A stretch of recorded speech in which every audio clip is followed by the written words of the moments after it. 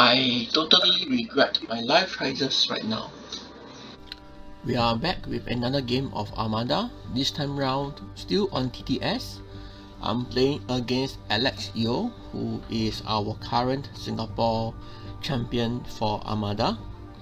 So today he is bringing this list, which is a variation of his Onager plus various other ships that he pioneered for the past few weeks, and this variation is the so-called nastiest that he could bring. So as you can see here, there is an Onager test bed. His commander is Admiral Screed. He has a quad ISD, which is very good for brawling, Gonzanti, and he has a fighter screen consisting of Merit Steel, Janden, Saber Squadron, and 3 fire sprays. So the idea behind this fleet is that the Onager provides for long range sniping, which is something that I want to touch on with regards to the Onager. I personally feel that the ability of the Onager to throw 7 dice, including 4 black, at extreme range is a little bit too powerful, because even with 7 dice, and of which 4 is black, you are basically saying that I can damage you before you can come into long range of me, which means that large ships at long range, they usually think that they are safe, but they end up being engulfed in flames before they even get a chance to deal some damage back against the enemy. And coupled with this is a quad ISD, which is very good for short close range brawling. So if you want to take out the Onager and you want to kill it fast, you need to close in fast. But the moment you do that, you run into a quad ISD that can deal a lot of damage at close range.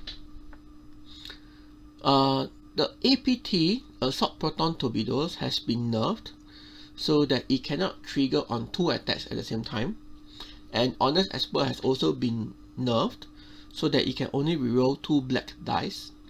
But for the quad, I think this is not that bad. This actually nerfs the ships like Demolisher and MC-30s even more, because they actually rely on more black dice. Now for this list, there's also a fighter screen. So Alex used to play without a fighter screen. He likes to play with multiple ships, especially the Raider with external racks. But for this fleet, he switched to having a fighter screen, of which there is Merit Steel and Janden, which a lot of people know can consistently deal 3 to 4 damage a turn when commanded by Gonzanti. And there is 3 fire sprays who are rogue bombers, and we will see actually how bad this is in the game that follows. For my side, I am bringing a rebel list with Raiders as the Admiral. So this is a variation of the Raiders drop. This is something that I am testing to see whether I can use a MC-30 with a speed 4 to try and close in with the Onager fast enough to take it out. So you can see that I brought my favorite Profundity, as well as a Hammerhead Torpedo Corvette, which has the Garrus Honor upgrade and is standing inside the bay of the Profundity. To support my MC-30, I have a medium transport for activation with Comstat, and I also have a TRC-90. So the idea is to try to close in as fast as I could at speed 4 and see whether I can kill off one big ship before I take too much damage. So today we are playing the mission Doomed Station. So for Alex fleet, my suggestion to him was that he bring as many Rev reefs as possible, because this is something that is very bad against ships that are trying to go in fast, because they have to avoid the Graph Reef because it reduces the speed when they move by 1 to a minimum of 0. And especially against raiders, this is especially bad because I cannot deploy within 2 of the Graph Reef, or else my ships that I deploy within 2 of the Graph Reef will have the speed down changed out automatically to 0. They deploy at speed 0. Although I am first player and I can speed up, my Profundity cannot be the first ship to activate, which means that if it deploys within 2 of the Graph Reef, it must eat 1 shot with no defense tokens. So this is especially damaging to my fleet. Yeah, so we will see how bad it goes later on. This is how the game was set up for deployment. So you can see that as the first player, I decided to place my minion transport down first, followed by 2 fighters. This is followed by his Gonzanti and his fighter screen. So one thing about raiders is that you are heavily out deployed. People know where you're going. And with the Graph Rift in the middle, because of the mission, I couldn't deploy right down in the middle like the way I used to, because I now want to avoid the Graph Rift. So basically, you need to decide which side you want to fight on. So this allows Alex to place the ISD and the Onager in the position that he likes. So you will see that this is the deployment. I will try to swing down the left and see whether I can place Profundity in the position that's good for me. And at the same time, the Onager will just keep swinging and try to snipe off my ships.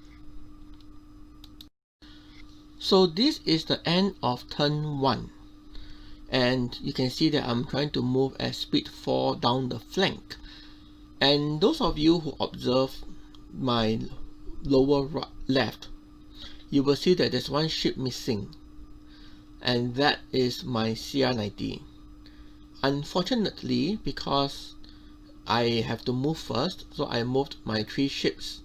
The Gonzanti activated last and activated Marriage Steel and Janden, which managed to snipe the front shields of the TRC-90. And later on, as my squadrons tried to cover, the 3 fire sprays moved up and actually just bombed the TRC to death. So actually this was quite nasty because I'm trying to close in fast, and because of that, I actually come into range of the fire sprays. Yeah, so turn 1 I already lost 1 ship. This is the end of turn 2. So my MC30 realized that I cannot keep running a big circle because I'm always in range of the fire sprays. So instead, I decided to turn in fast right into the middle so that I can try to drop raiders in the Profundity in the position that is good for me. So what I did was I inner turned and I moved in nearer to the center. So this puts me in range of his ISD long range and the Onager. And I also took some damage from the fire sprays. So even though I managed to evade most damage, my shield did take a beating. At the start of turn 3, I decided to use Raider's ability to drop my Profundity in. So this is the final position. I was actually thinking of trying to push to turn 4 before I do the drop. But I realized that my MC30 couldn't avoid the front arc of the quad. So in that case, might as well just drop Profundity in.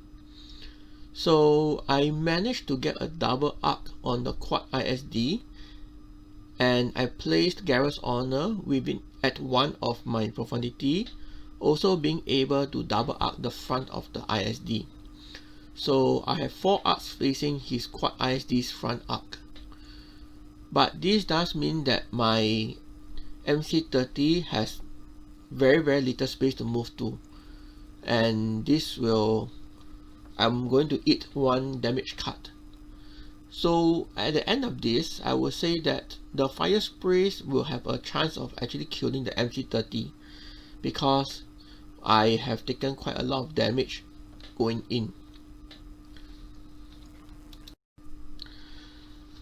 Unfortunately, this was what happened. So I activated Garrus Honor first and managed to roll 6 damage out of 2 arcs with external racks, and I actually rammed him for a 7th damage card. So Alex took the damage to the shields with redirects, and I rammed him for the crit that does not allow him to use spent defense tokens. So this was actually very good for me, because both his redirects are gone, but of course this will only let him save 1 damage because he took 2 to the side. But what happened was that the quad opened fired on my profundity, and he managed to roll 2 accuracies, which locked my redirect and my brace. Now here, this is where I feel the pain of losing ECM, because I decided to bring advanced projectors in this build. But for my profundity, maybe because it is designed to try to kill 1 ship, maybe I should have brought ECM instead of advanced projectors.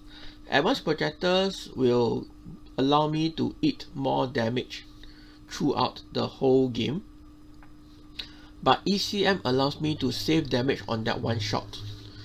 So on this 1 shot, actually I was down to 5 health. I took 9 damage with accuracy, with my accuracy locking my redirect and brace. So I had 4 hull left. I took 5 damage cards. No, 6 because of APT. APT triggered. And then I fired back with my profundity. Unfortunately, even with Ordnance Expert, both my arcs could not get a crit. So I actually dealt minimal damage to the quad ISD. I only managed to deal 1 more damage card after clearing his shields in the front. So what resulted was that the Onager opened fired and dealt enough damage to my MC30 to make it almost dead and killing my profundity. Then my MC30 subsequently died to the fire sprays. So near the end of turn 3, actually we decided to call the game, because with the fire sprays actually killing my MC30, and the only ship that is not a flotilla left is the Garrus Honor, and he's in a very bad position. You can see that he has taken damage to the front, to the side. He has taken damage cards. Yeah, he is going to die. So yep, so we decided to call the game at the end of turn 3. So as you can see, this Onager list is actually quite nasty to deal with, and I do not know how we are actually going to face Onagers moving forward as a rebel leader, because if the opponent does a setup like this where he's balanced in both long range sniping, which is even worse because the range that he's sniping at is quite extreme. He can fire 7 dice with 4 blacks in it at beyond my long range, which means that I can't even fire back. He can wait for me to come close because the quad is there. He has a fighter screen to help to protect his ships because of the 3 fire sprays, which have quite a decent 6 hull. He has Merit Steel and Janden. So if I try to throw in TRC 90s, there will still be 1 TRC 90 lost per turn, which in the long run is not going to be good. Well, I'll try to plan for another list. If you have any list you have in mind for me to try against Alex list, please feel free to let me know in the comments below so that I have a chance of playing against him.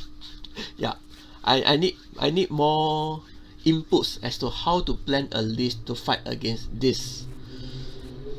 See you guys next time.